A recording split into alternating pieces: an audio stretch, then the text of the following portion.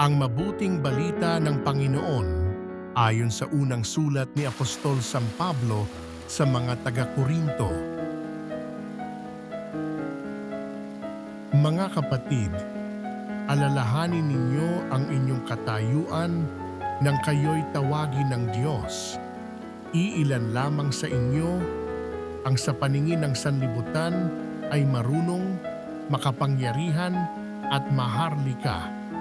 Subalit pinili ng Diyos ang sa palagay ng sanlibutan ay kahangalan upang hiyain ang marurunong at ang mahihina sa turing ng sanlibutan upang hiyain ang malalakas. Pinili niya ang mga itinuturing na hamak, walang halaga at walang kabuluhan sa sanlibutang ito upang pawalang halaga ang itinuturing na dakila ng sanlibutan.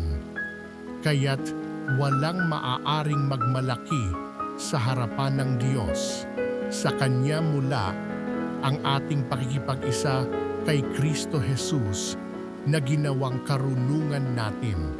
Sa pamamagitan niya, tayo'y pinawalang sala ng Diyos, pinapaging banal at iniligtas. Kaya nga, tulad ng nasasabi sa kasulatan, ang Panginoon ang dapat ipagmalaki ng may ibig magmalaki. Ang mabuting balita ng Panginoon